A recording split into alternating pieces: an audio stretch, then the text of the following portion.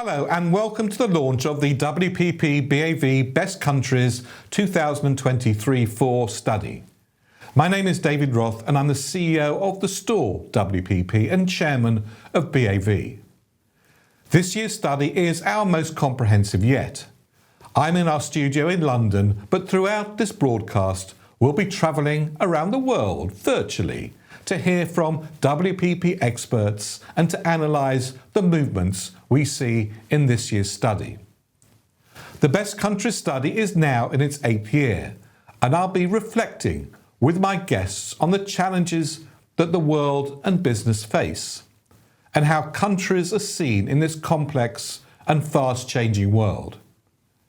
The attitude of global business leaders, opinion formers and citizens towards a nation's strength has changed over the past 8 years since the study began. And we'll be looking at how these challenges and changing values have impacted overall perceptions of the 87 countries included in this year's study. As we take this journey together, I'll be talking to experts who'll give us contextual insights to help us frame the findings, economic and social.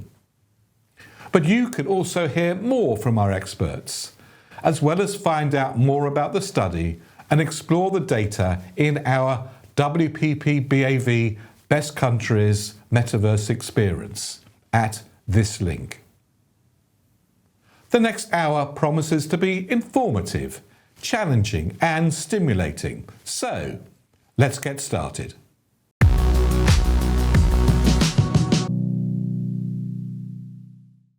Well, I'm absolutely delighted now to be joined by John and Divier from our BAV at WPP team. John, Divier, thanks very much indeed for joining. Thank you for having us. Thank you so much, David. Happy to be here. John, you're the person who's responsible for Best Countries at our BAV at WPP team. So maybe we'll start with you, John. First of all, why do we look at country brands? First, I'd like to begin by saying country branding as a concept is not new, but measuring it is. And at BAV at WPP, we have two of the largest studies in the world in this realm. There is a close relationship between how people feel about a country and its brands, or put very simply, strong countries fuel strong brands and vice versa. And it's important for tourism, it's important for driving business, and it's important for brands which can lean into their country of origin. In terms of the model itself, every year we have different numbers of countries. This year, 87. I mean, John, that's an important point, isn't it? Because it's not a random selection of countries. There's a strict criteria for countries to be eligible to be in the study. But it is a very unbiased, rational approach we use in partnership with our partners. There's 4 set criteria a country has to pass to make it to the study. Together, brands which pass all 4 criteria enter into our study. And as said, there's 87 this year, spanning 95.2% of GDP per capita of the world and 79.4% of the world's population. So every single region of the world is covered in our study. Well, perhaps, Divier, you can help us understand a little bit about, I suppose, the relationship between a country and a brand. Yes, absolutely. So Best Countries has taught us something so important, which is that consumer brands and country brands are intricately connected, right? Consumer brands often reflect the cultural identity and the values of a country. So, for example, we all know Chanel. It's a high-end fashion brand, and it reflects the chic and sophisticated image that's often associated with France, right? Just like, Alibaba is a major player in the global e-commerce market, and that as a brand symbolizes China's dominance and innovation in the digital economy, right? We look at the power of brands that are being made in or come from a specific country. And since we know that brands are linked to the country in which they come from, it's important for us to understand this relationship. If a country is is perceived to have high quality products or has a strong heritage to it or is known for good ethics, this could then, lean into the positive perceptions that we might have as for brands from a specific country. At the same time, if a country is considered to have quality concerns or issues with labor practices or poor political connections, then that could also have something to do with our perceptions of brands. And we found in our study this year that 77% of consumers, they believe that the country that a product is made in impacts the preference to purchase it. So this is a huge stat to consider when understanding the impact and the power around brands that are made in. The important to add, laddering off what Divya said, is we think about strong countries fueling brands, but remember many countries have only been created in our minds through the lens of brand. For example, I've never seen personally German tourism advertising. Maybe I've missed out, but I'm aware of their German brands. That shapes my perception of Germany. So Divya, given the importance of made in, can we, through the best countries data, explore that by sector? Yes, absolutely. One of the really cool aspects about our study is that we can evaluate the perception of made in by sector. We have 10 sectors across industries, including spirits and automobiles, healthcare, clothing, financial services. So not only can we understand the preference for goods from between country to country, but we can actually look into a specific country and understand the preference of goods across sectors. Well, the two of you, together with Ignacio, have pulled together some of the key observational insights from this year's study. So perhaps we can take a quick look at what those are. We found that cultural influence plays a significant role in both tourism as well as business investment, and it continues to be the number one driver. Another insight we found from our study this year is around consumer brands and how they can help shape a country's culture. Right? People tend to buy products as an opportunity for self-expression, to convey aspects of their identity or based on their set of values or their lifestyle. So in the same wavelength, people can be proud to own a product that's from a specific country. Another great example is Samsung from South Korea. Samsung has basically pioneered, global tech trends. And so South Korea in our study it gets credit for being one of the leaders in technology. So I think that's a really good example of a brand that has really transformed not just its own fortunes, but the perceptions of the country that it comes from. Yes, another insight we found this year is the need for countries to stand out and become more entrepreneurial has actually increased. We've got various supporting evidence for this insight. The first one is, as a driver of GDP, entrepreneurship has reclaimed the top spot in 2023. But perhaps more importantly, there's a dimension we call movers, which is about a country's differentiation, its energy, its dynamism, which surrounds its economy. That factor we call movers has significantly gained also with being entrepreneurial, and that's up 9%. Earlier on, I mentioned how soft power drives the GDP and outranks banks and tax traditional power, but it is starting to soften as inflation bites. There's an intricate balance between focusing on purpose, the environment, but also the ability for consumers to buy products. This is on something we've explored on BAV to look at how can a brand still be seen as good value, but offer more. If you just erode your price, you will damage your brand. Well, thank you very much indeed for all of the insights and the context to why we measure brands and the way in which we do it. Divya and John, thank you very much indeed for joining me. Thank you very much. Thank you so much for having us.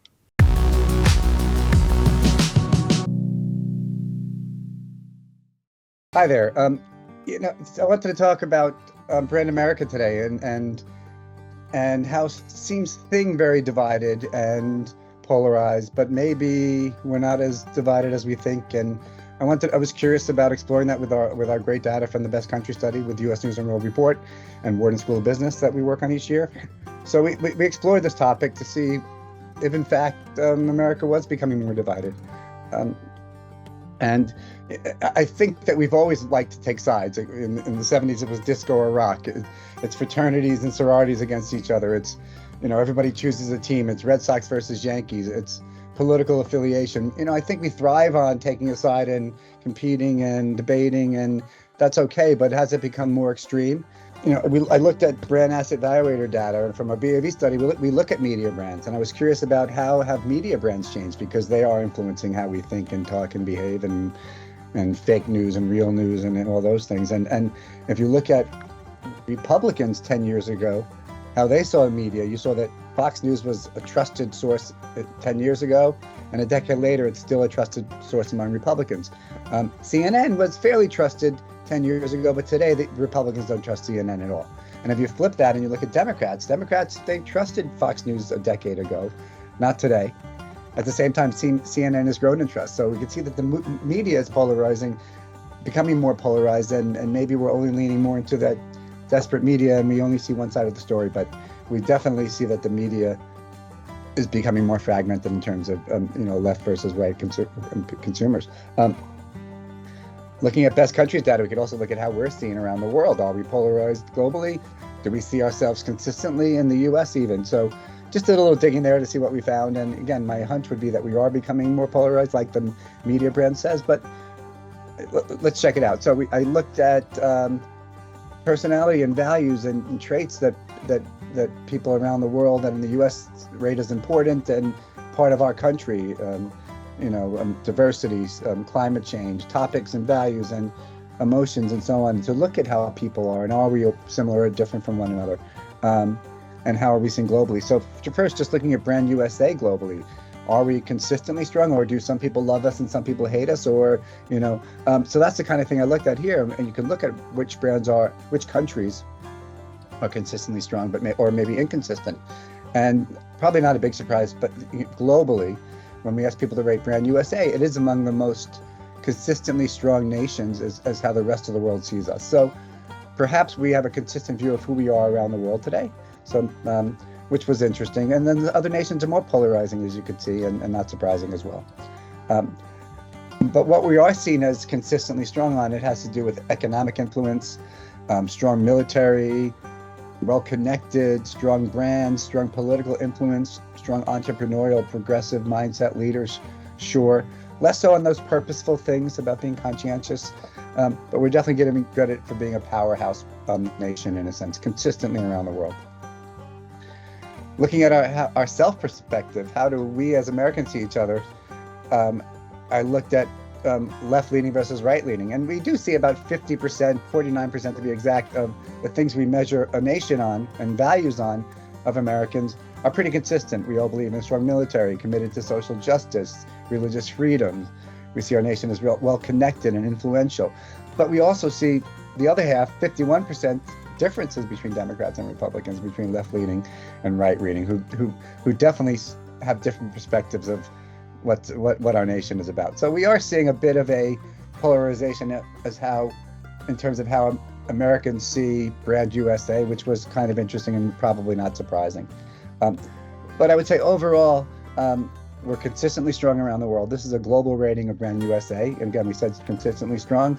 We're strong on power, agility, being an entrepreneurial nation, cultural influence. And that's really where our strengths lie. Less so about being socially purposeful. The top 19 out of 86 brands or so, countries. So on the strong end, but then we start to soften after that. So it's really about our power and strength and economic influence is what makes us consistently seen. Less consistent in other places, other things to work on to bring some more balance and global influence to the U.S. Hopefully you found that helpful. I appreciate your time. Cheers. Bye-bye.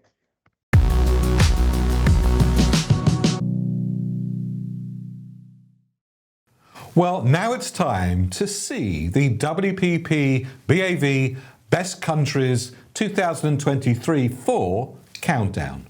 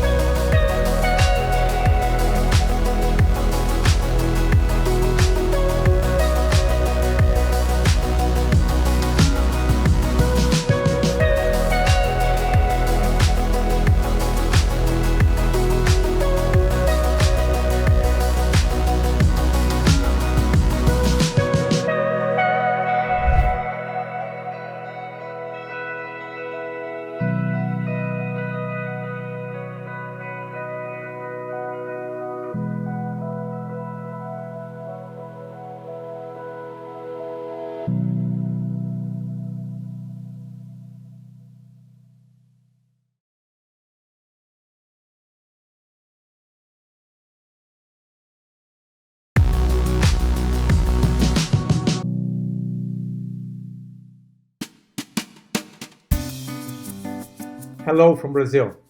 It is a pleasure to be here to talk a little bit more about how the country is positioned in the best countries rank from WPP BAV. Well, we are in the 28th, more or less the same position over the last years. Brazil is one of the largest economies in the world, generally ranked among the 10 largest. If you look at the importance of the economic performance, we should be better positioned. However, we need to understand that Brazil is a developing country and therefore has aspects that are very evolved and others that are not so much. Understanding Brazil means understanding its continental dimension and the difference between the regions. For example, São Paulo is still responsible for around 30% of the country's GDP. Regions such as Northeast have been growing faster more recently, as has the Central West region, which is heavily based on commodities. Diversity is big, but inequality is even bigger. In the last 4 years, we have missed great opportunities for change and building Brazil's image. The current government, as far as we understand, intends to simplify tax issues and other much-needed reforms to create a more favorable business environment. It also aims to capture the opportunities that exist in environmental and clean energy arenas. Brazil has a large window of opportunity in front of it in terms of being one of the best players in green economy. If the evolution is confirmed, I understand that the country's image will improve as a whole. The vision that Brazilians have of their own country is better than the global vision. Knowing how to enhance this image abroad is very important so the country, which have a lot of complexities, can be better understood. Awareness could matter. At the same time, the country needs to evolve in fundamental issues. Walk the talk and build proof points where this image will be anchored are the biggest challenges. Well, I'm delighted now to be joined on this broadcast by Hannah Harrison, who is the Chief Sustainability Officer of WPP. Hannah, it's wonderful to have you. Thank you very much indeed for joining us. Thank you so much for having me. It's great to be here. Well, Hannah, one of the intriguing things about looking through the best countries study for this year is we find that right across the world, climate change is amazingly accepted, which I think is a really good thing. But when we start to look at the dimensions that people talk about in terms of their willingness to pay for it, especially in the West, we see that that is not as high as those people that accept climate change. Does that sort of surprise you? I don't think that gap between acceptance and action surprises me. I maybe question the word willingness and look at whether it's about an ability to pay more, because I think around the world, particularly in the West, as you say, we're facing high inflation. Consumers are feeling lots of pressures across the board, and that's leading to a choice paradox as people are trying to choose or having to choose between cost on the one hand and conscience on the other as they try and make less money go further. And so what we're seeing is that that's leading to a rise in the value action gap, a gap between intention and action. And Kantar's latest research said that, around the world, 97% of people say they want to live a more sustainable life, but only 13% are actively changing their behaviour to do so. And indeed, I know you referenced the Kantar study, but I think they actually quantify what that action gap is and what, in terms of the size of the prize to unlock that opportunity. Yeah, so they think that for CPG alone, for FMCG alone, $991 billion a year is on the table if we can help close that gap. What do you think the opportunities are, and what should brands do? We've got to find a way of telling those stories so that they resonate, so that we're telling the stories that people want to hear. And that's incredibly important because there's quite a lot of cynicism about the motivations for corporate action around sustainability. And that's leading to a sense of misinformation and a rise in focus on greenwashing. I would love to see us focus more on the movable middle instead of focusing sustainability claims towards eco-active consumers who are highly motivated by those. And that, I think, will help us really hone in on the triggers driving that value action gap. So price point, convenience, accessibility, and help us shift ingrained habits. And then the second opportunity is around communication. I think we need to lean into that trust deficit that's leading to concerns around greenwashing. And we need to focus on credible, creative, actionable communications. What should companies do in order to make sure that their impact on the environment is reduced? I think the focus needs to shift and is shifting beyond purpose and sustainability as a marketing platform and towards sustainability as a business transformation opportunity. How do we embed this in everything that we do every day? How do we make sure that we're giving the right people decision useful data at the right time, and making this part of hardwiring this into the way businesses set budgets, the way they make strategic decisions, and holding people accountable. And I think we're starting to see that across the marketing community. There was some interesting research from Deloitte earlier this year that looked at how CMOs are focusing investment on internal initiatives that to help lead by example. So a less focus on shifting the dial on consumer behavior, much more focused on internal sustainability practices, redesigning products and service offerings, establishing long-term sustainability commitments in the day-to-day of marketing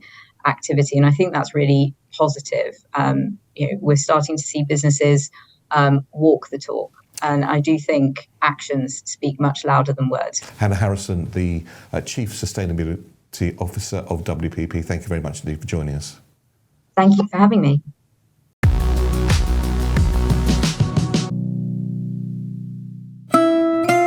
Hello, my name is João Maria and I'm head of BAV at WPP Portugal. I'm glad to be with you. Portugal is a country that relies heavily in tourism for investment and increasingly in its export effort. It's not an easy task, but again, nobody said that life was fair. In Best Countries 23-24, Portugal's overall ranking is 25th, which shows that the country is holding its position in such turbulent times, and in itself that is great. But I took particular notice about two sub-rankings: quality of life, where the country also ranks 25th, and social purpose, where we rank in position 18. Now, I think that what explains this is the country, or better said, its people relational ability.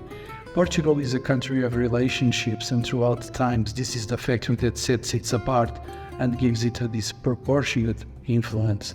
BAV Best Country reflects it. Of course, Portugal ranks pretty well on factors such as adventure, 6th, or even in heritage, where we rank 11th. But quoting from memory, in a recent interview, Philippe Starck, the famous French design guru who moved to Portugal some years ago, stated something like this: "Of course, Portugal has beautiful beaches and great landscapes, but many other countries also do. So what really makes this country unique, in his view, is the fact that this is the last country where the people show and live every day with a sense of humanity." Thank you, well, the thank you is Philippe Starck's, not mine. So what I like about BAV Best Countries is its ability to encapsulate the nature of a given country from a global point of view in an accurate and relevant way. Sometimes it is truly surprising. For instance, this year we launched the ranks for more than 50 cities at global level. Lisbon is one of those cities. There is a popular saying, a popular anecdote, that states that Portugal is Lisbon and the rest is landscape. And again, Lisbon's highest scoring factors are its scenic power and its welcoming traits. So there you have it. Even in the city rankings, in this case, BAV Best Countries is able to portray a city as a metaphor of a country. So these are just a couple of reasons to love BAV Best Countries, as it is always surprising if one cares to relate it to reality. Thank you so much for this opportunity. Bye.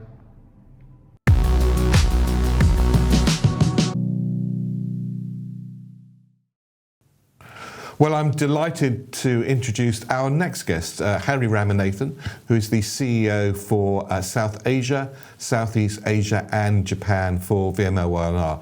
Hari, it's an absolute pleasure and delight to welcome you. Thank you very much indeed for joining us. Thank you, David. Absolute pleasure to be here. We know the relationship between brands and countries now much better through the lens of the Best Country study. But how are consumer brands shaping culture in Asia? The shaping of modern Asia has been done by the Asian conglomerates. And each of these conglomerates also have family brands, and they could be service brands, like in the space of telco or hospitality or aviation. Some of them have FMCG, but they've also shaped consumer behavior. So bringing in new product formats, bringing in new product sort of innovation, all of that, either bringing them from other markets by learning or creating them here and then making it ready for export is something that's also driven. And today, most of us carry, and I would say the influence of their culture is now spread beyond the home countries that they grew up in many cases. I would say the best example of this is probably the Korean brands. Most of us are advocated much more by Samsung and LG and brands like that. So a lot of the internet, high-speed mobile internet development done by SK Telecom, all of these are effects that we see. We may or may not realize the implications of that or the brands that bring them, but they're all a result of conglomerates from Asia. To what extent now are those conglomerates flying the flag for their countries outside the countries as they embark on elements of internationalization? A lot of these actually are companies that have taken over. So interestingly, there are not many stories, with the exception again of Korean conglomerates and the early 1980s sort of Japanese boom. Many of them have now preferred in the last decade and a half to take over brands of the countries that they are in. So it's interesting to see how they are representing their country, but by rescuing or in many cases resuscitating a brand that was already famous in the home country.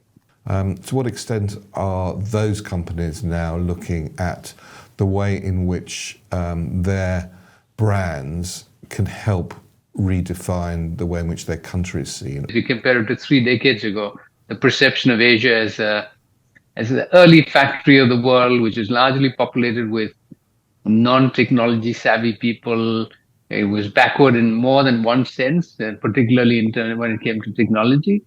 And that has today shifted entirely to Asia being seen as at the cutting edge of technology application in many cases, or even technology companies. I mean, most popular example of that is India and the amount of tech workforce that it generates.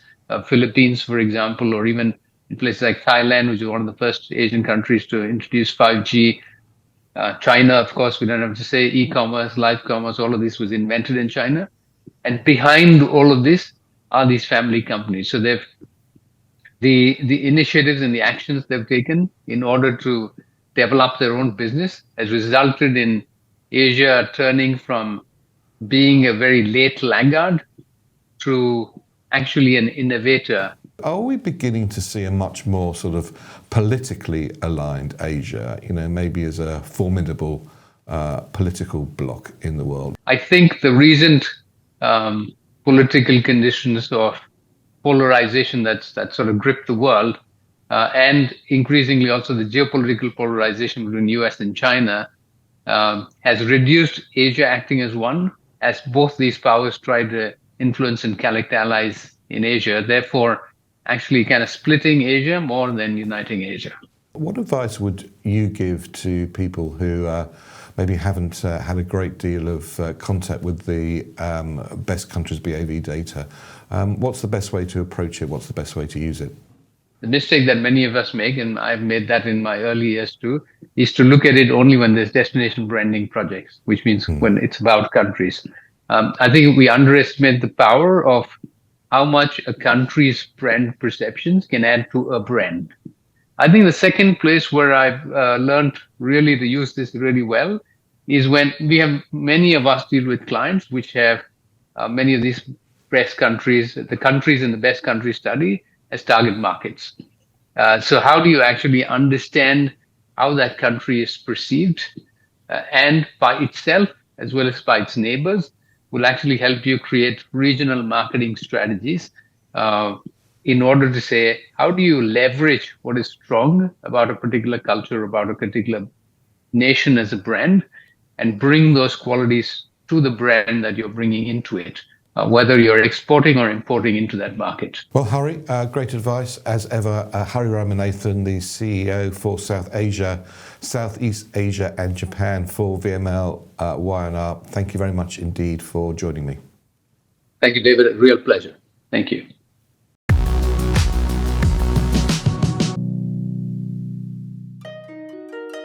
Hello, I'm Mitch Dehali from London, one of the WPP agencies specializing in branding. Today, I want to talk about something that surprised me when I first learned about Japan's high rankings in entrepreneurship in the BAB country ranking survey. But as I dug deeper into Japan's history, I realized that this ranking is a result of Japan's long-standing tradition of fostering innovation and progress. Imagine this: Japan's ability to benchmark and improve upon existing ideas, a bit like how we learn from others, has deep roots in its history. Way back in the ancient cities of Nara and Kyoto, Japan borrowed ideas from China and Korea during those periods in 7th to 12th centuries. These ideas influenced various aspects of Japanese culture, including writing, architecture, religion, and even how they run things in the government. The history of learning and adapting laid the foundation for the culture that values innovation. That is a crucial trait for entrepreneurship today. Now, let's talk about how the Japanese language plays a role. The Japanese language has unique characteristics that emphasize the distinction between oneself and others. This encourages individual and self-awareness, which are perfect for entrepreneurs who need to think outside of the box and find a unique solution to problems. What's more, nearly everyone in Japan can read and write. This means they have a highly educated workforce, which is essential for any entrepreneurial venture. There is a special Japanese word kodawari, which doesn't translate directly, but it embodies the idea of pursuing personal values and creativity. That is something vital for entrepreneurial success. But it's not all roses in the world of Japanese business. There is a term we call big company disease, which refers to conservative organizations that are sometimes hesitant to embrace new ideas. Symptoms of this disease include poor communication, a focus on seniority over competence, resistance to new business ventures, and slow decision-making. Essentially, big organizations in Japan can sometimes move slowly and resist change due to their size and established positions. Now, here's what's fascinating. Japan's innovation often thrives in challenging situations like conservatism. The constraints of the conservative environment can spark innovation. Let me tell you the history of QR code in my own perspective. When the economic bubble burst, barcode businesses in Japan were in trouble. Amid this crisis, one of the engineers from Denso was given the task of creating a new market. But there wasn't much money to work with, so they couldn't invest in hardware development. Instead, they relied on their creativity and ideas to develop a code. They set a strict 2-year deadline because of the corporate world's impatience. In this conservative setting, individuals who were determined to make a difference and emerged as innovators. There are the people who can inspire innovation even in the most conservative environments. That is actually something unique in Japan. So what's the takeaway? Japanese entrepreneurial spirit is shaped by its rich history and culture. This history of learning and adapting, combined with a unique language that fosters individuality and a highly educated workforce, sets Japan apart in the global entrepreneurial landscape. Thanks to these deep-rooted elements, Japan has a unique ability to take ideas from elsewhere and make them even better. This adaptability and innovative spirit can be essential, especially when embracing and improving emerging technologies like generative AI. Japan's approach might not just be about adapting these technologies, but also refining and integrating them in ways that could lead to groundbreaking advancements. That could be potentially setting new global standards in technological innovation. Thanks for listening. That's my perspective. Hope it helps.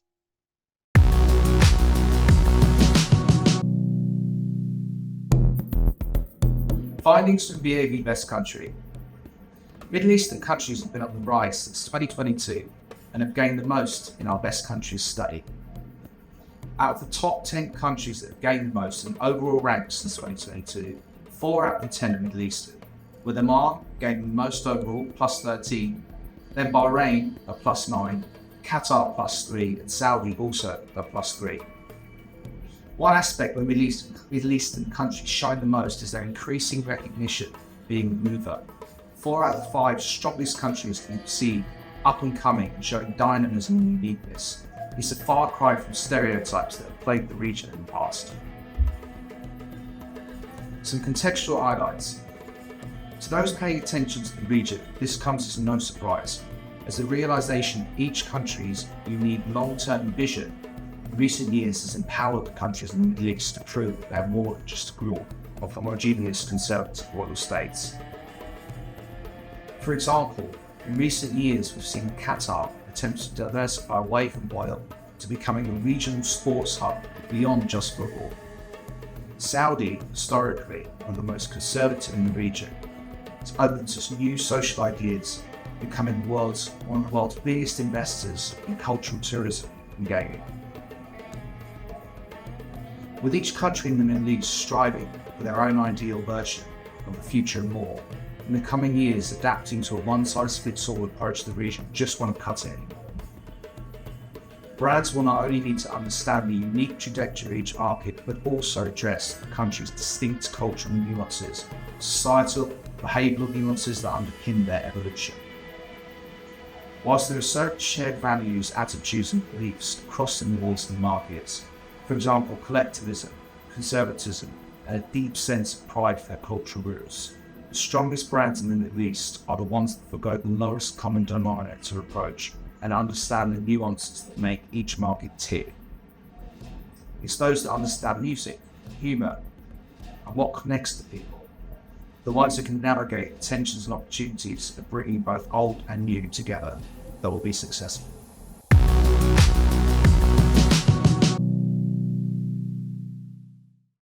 Now, I'm absolutely thrilled to be delighted and joined by Professor David Rothstein, who is the Professor of Marketing at the Wharton Business School, University of Pennsylvania. But much more important to us, I think, than that Dave has been a partner with us on our journey on best countries from the very first idea. Dave, a very, very warm welcome.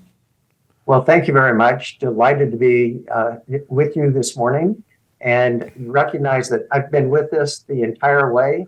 And actually, I've been working on this project for a couple of years before we ever started doing this and actually collecting the data. And I also think, David, looking back, I think you are the only person that's been on this project from the very beginning to where we are today. So I admire your tenacity. It's everybody else gets promoted and moves on and does other interesting things. I'm sort of stuck in my space, and once a professor, always a professor. There's no place else I can go. What has surprised you about the 2023-24 Best Countries study? As I look at the span of the 8 years, there's been a lot of changes going on in the world. It actually gives the appearance that the world is very, very divided. And we see trade wars going on, we see treaties being formed and then later dissolved, crackdowns on the press, some social unrest.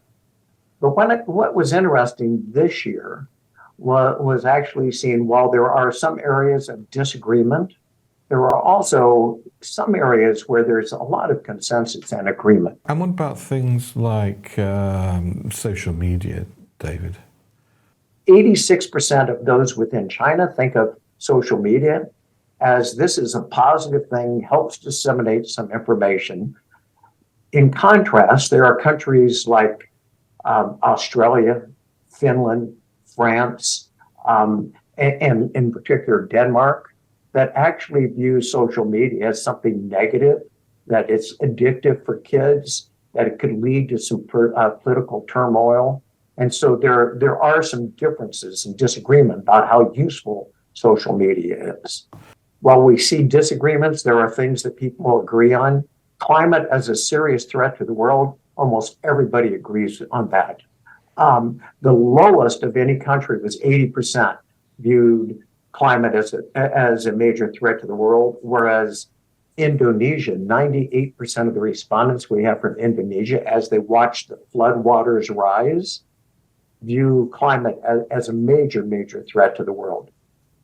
And then healthcare, I suppose, that's one of those issues that clearly from a social perspective is phenomenally important and something we agree on upon as well.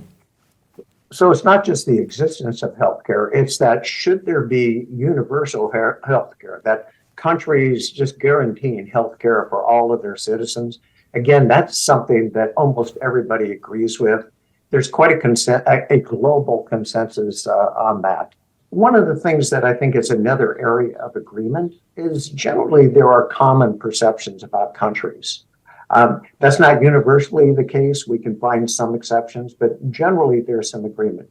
But if I had to look over the 8 years of our data, one of the things that I can observe is that images are relatively sticky. It's hard to change a perception of a country, although I will say it is easier to fall down in your overall image than it is to go up. And so to rise in the overall rankings, it can happen slowly, but to fall happens a little bit easier.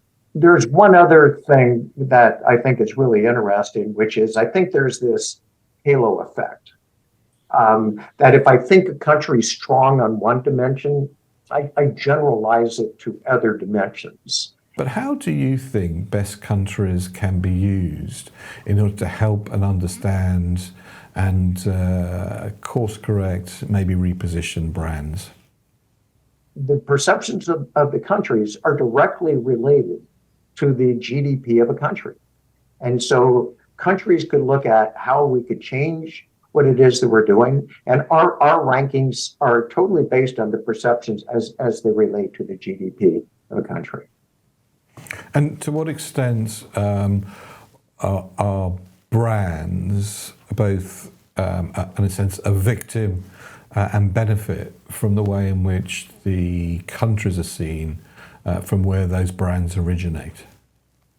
So there is tons of research that indicates that made in has an influence on whether people are willing to buy. I'm more willing to pay for a pair of shoes that come from Italy than I am from some other country. And I'm more willing to buy a bottle of wine from France. And so the image of a country affects our ability to sell those products. What's interesting is I think it goes the other way also, which is some products have an influence and some brands have an influence on the image of a country. So I think, for example, Qatar Air or Emirates Air absolutely has an impact on the perception of Qatar as a country or of the UAE. Professor David Ripstein, Professor of Marketing, Wharton Business School, University of Pennsylvania. Thank you very much indeed for joining me. Thank you, and I can't wait to see the new set of data.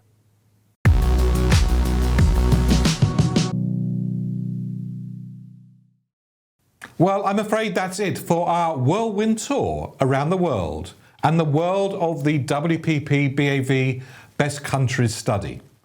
A huge thanks to all of my guests for their insights, as well as the BAV at WPP team and our partners at Wharton Business School and US News. But of course, there's so much more to explore. You can watch the full interviews with our experts and discover many more insights on both the global and country level by downloading our Best Countries Metaverse experience on the link given here. And of course, if you're a WPP colleague, you can get access to all of the Best Countries data through the WPP platform, The Font. But from me, David Roth, thank you very much indeed for watching, and please do get in touch with any questions or comments you might have. Thank you very much indeed for watching.